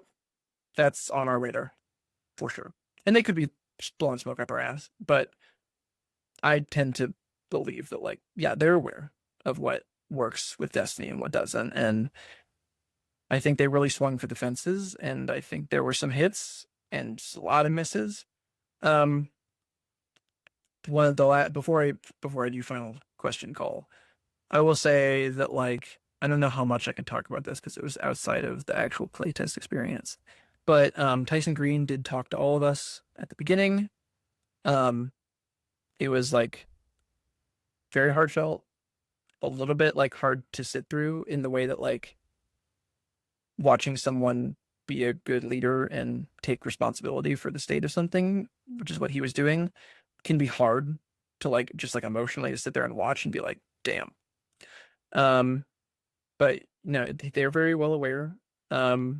He is very much like he's a shy person. He was anxious even just getting up to talk to all of us about it. So I would say that like I also think it's like as somebody who's spoken to the previous two game directors also and enjoyed Luke and Joe, they are clearly doing something different here. Like being the front and center of attention is not his strong suit. It's not Tyson's strong suit. It's not what he likes doing. I think it makes him uncomfortable. So they're making Robbie the face of the game. And like I agree that we should hear from the game director as well. I also have been like frankly annoyed that we haven't heard more from him. I think like all of this stuff, I wish if it wasn't as difficult as I knew it would be, and like understandably so, I wish everyone could have heard what we heard from him. And I hope that eventually we get something like that from the community. But what I would say is like I left that fully aware that like Tyson Green gives a shit. He cares about the community. He cares about how much we care about the game. He cares about the game. It is not an easy thing to do, to stand up and like eat crow, especially when you don't like being the center of attention. So I would just encourage people who are like big mad at Tyson specifically, like it's good to direct that frustration at Bungie, but like maybe relax on calling him out specifically by name as something that needs to like on Reddit all the time to be fixed, because like they're trying, and Robbie being like the strategic face of the leadership team is not an accident. Tyson is not the Luke Smith, who's a loudmouth, who I love, by the way. I think Luke is very smart and knows what he's talking about, but Luke is very loud and likes to talk and likes to be the center of attention. Joe, I think, is less so loud and likes to be the center of attention, a little bit more PR trained, but also very well-spoken and not afraid of being in front of people. Tyson is very much like knows the game, has worked on the game for a long time, much more reserved. Robbie is very much the loud face of it. So I think we should all just like move forward, accepting the fact that like Robbie is going to be the person addressing the community. He speaks for everybody. Yeah, I was very impressed by the things I heard from Tyson, and I do not think he is out of touch with the community. He understands. So, I think that's as much as I can say about that, but just food for thought. He knows what he's doing. I think they just pulled a little bit too hard on the string, and things unraveled a little bit to get away from them too much. But any other questions before we? I have the most important question of all. Yeah. What color are the tier 5 weapons? I am glad you asked about that, because the last time I was there for Edge of Fate, one of the feedback that everyone gave, specifically a content creator that I will not name specifically, I remember hearing in the background going, well, are these going to change every time? And them going, no, they're going to stay blue. In this content creator going, I want to let you know if Renegades comes out and this is blue, I'm going to lose my fucking shit. And them going, and a bunch of them going, and then several other people like Scaro and then myself go, I put my headphones down, turned around and went, I would also be upset if they were blue. And to the point where they all went, okay, noted. Bungie's listening. They are red. Let's go. Red shiny this time around. So they are different. The tier 5 shine is different. So they are listening. Lose my shit. Yeah. Yeah. When I talked a couple weeks ago on Twitter, and was like, I have seen content creators get invited back despite being kind of rude in their sessions. That's what I'm at. So like, you know, it's Bungie's very much not afraid of criticism. I talked to Robbie Stevens about a particular area of feedback that I definitely don't think I can talk about. For like an hour at dinner the first night after a long day, and he sat there and had the whole conversation with me about it. So, and then we had a pleasant interview the next day. So they're not afraid of, and also very aware of a lot of the stuff that people are pissed about. I thought Django was going to ask if you knew if Wrath of the Machine was coming back. I don't. I don't. I wish I knew. I hope so, but I don't know. It sure seems like it would be a good time to bring it back in like that March update. But also I feel like there is a part of me that the farther we get into it, feels like if there was not a break glass in case, like break Wrath of the Machine glass in case of disaster, that they would do it now. But also like maybe they don't want to promise it. I still would not be totally surprised if it showed up in March, but I don't know anything. Honest. No, I was just asking that more of the meme of how much it gets brought up in the community. People will be talking about it for sure. Oh, always. I mean, think about it. You could have the cyberkinetic splicer. No, I don't have any more. Yeah, I think you answered just about everything I was going to ask about. Christian names. Yeah, no. No, I was thinking about asking about how grindable the new activity is earlier, but you kind of covered it. Because I know with previous seasons and stuff, you always hear me talk about it on like day one. I'm like, this is all right, but I'm going to get sick of this in like 5 runs. So like, I was curious if the new activity, the Lawless Frontier, is going to be more grindable, more a bit varied. Because like a lot of seasonal activities I always feel like they always do like one too many, where it's like, they have one too many objectives. I don't need you to teleport me to another room to do another little objective thing. So I was wondering if Lawless Frontier felt the same way, but it almost sounds like the invasion mechanic kind of could spice that up a little bit more. Yeah, it's definitely there to spice stuff up. But also like there's 3-ish different types of jobs that can appear on all these maps. And they rotate. Also like the jobs rotate, I think they said like every 10 minutes. So, like, if you need to do a specific type of job, or you don't want to do another sabotage or whatever, you can just like wait 10 minutes or go do a solo op or go do some other thing to get the power, or just like go get a drink or whatever, and it'll refresh and you can do something different. So the maps are really well designed, and it seems like there's a wide variety of objectives to it. So it seems pretty likely that it'll be relatively replayable. That being said, that is like the worst possible environment to determine replayability. Yeah. So I don't know. It could very much be something that like we finished the campaign, which I'm one of my concerns that I have is that the campaign might be a little lackluster and a little short. But I also don't know how true that'll actually turn out to be. But it's a concern that I have. But like I think there's a possibility you finish the campaign and then the next day we're like, let's play Lawless Frontier all day. And we play for like 4 or 5 hours and we're like, that's still pretty fun. Or it could be a thing where you're like, this fucking shit again? God damn it. It's like impossible to tell with what my experience has been. But it seems encouraging. Yeah, it sounds like it could be more varied. Yeah, it definitely doesn't feel like it's like the astral alignment situation where you're like, which order? Oh, there's 3 things that can happen, and which of 2 am I going to get this time, and in which order? Last time I got the compass, and this time I got the scorn, and the next time I got it the opposite. Like, it's not that. There's a lot more variety to it than that. But, and like you said, I think Invasion is there to help spice that up. To a degree, so that it doesn't become monotonous. And there are optional objectives as well that can pop up, where you have to go like destroy something that has some new tech to it. That seems pretty neat. That kind of brings you away from the central action on occasion. And then there's the upgrading abilities. So there's a lot of depth and economy to it all. That's the other aspect of it, is because it plays so intensely into the faction economy. I think that will help make it more grindable instead of it just being like go do faction activity for faction currency that is quickly capped. And then once you get your do 3 astral alignments or 3 catch crashes for the week, then your big prime engram is gone.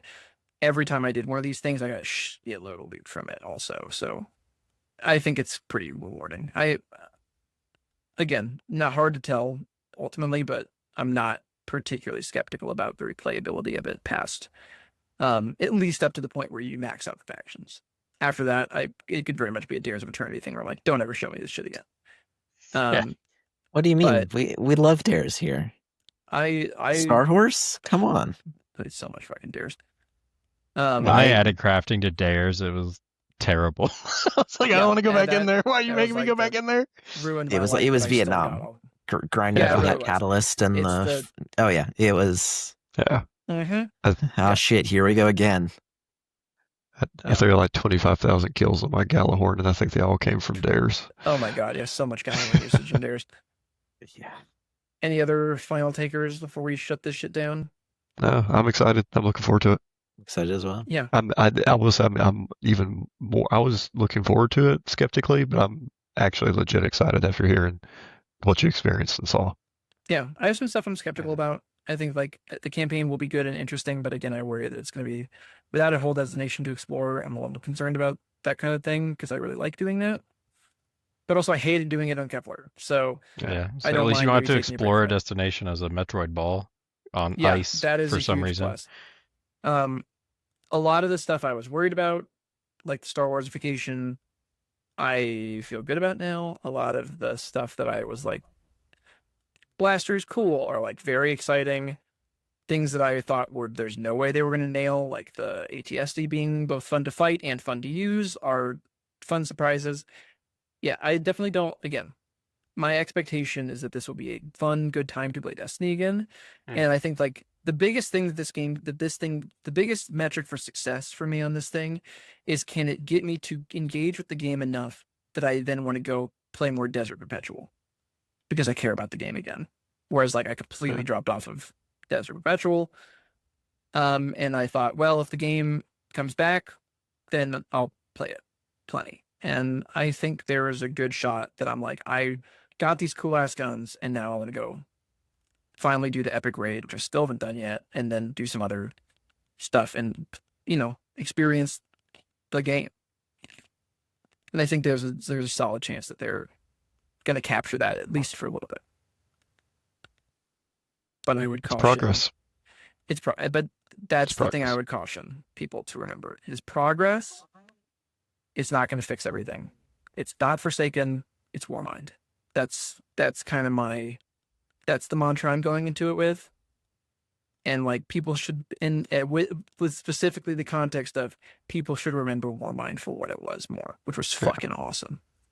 Yeah, I don't know if this will be like the glory moment that everyone talks about. That could be next expansion or the expansion everywhere where people are like, Destiny's back.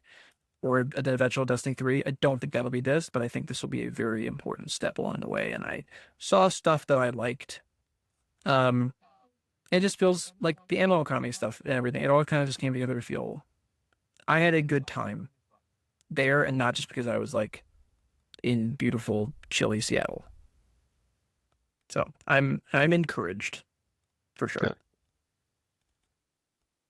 Okay. Well, thanks, fellas, for sitting around and chatting about this game that some of us are barely playing right now. I think it will be, I look forward to playing it more, and I hope that Bungie continues on this trajectory for sure. But, if you are interested in hearing like more specific and distilled thoughts about Renegades, you can go check out our preview, which is live on the site right now. You can also check out my interview with Allison and Robbie, where we talk about narrative stuff. We also talk about stuff like the game being really buggy recently, and whether that's something that people can continue to look forward to. Spoilers on that one. They're moving fast on trying to fix and change a bunch of stuff, and that kind of means that things are going to get broke sometimes. And they're both aware that experience sucks, and also that sometimes it's going to happen. So, but you can see the actual answer in our interview transcribed there, and check out our previous thoughts as well. I also asked Allison and Robbie the thing that I try to ask everyone when I asked in the road, which is what is something that people wish they understood about game development and developing Destiny specifically that they don't. And both of them had fun and interesting answers about that regarding both narrative and game direction stuff. So go check both of those out. Share us around if you don't mind. As always, we are completely and totally reader and listener supported. So if you like what you heard, please go sign up for a free account on the website that Liquid built for us. That's very good. And also, if you were so inclined, we would love if you would join our paid tier. $7 a month gives you everything, basically access to everything on the site. Not everything is typically completely free in public, like all of our Destiny stuff is right now. Sometimes we lock some stuff behind the site, and for just $7, you can get everything basically for the entire year. It's great. $7 a month, to be clear. But we don't run any ads, so it's all thanks to you all, and appreciate all the support we've already gotten. With that, for Liquid, Django, and Arkham, I've been Stark, also known as co-founder of the site, Brian Gilliam. Thank you for listening, and have a happy Thanksgiving if you're listening to this right when it comes out, in the States at least. We will be back with our regularly scheduled programming next week as we also gear up for Game of the Year. So thank you for listening. Thanks for joining me, guys. Bye. Bye, everybody.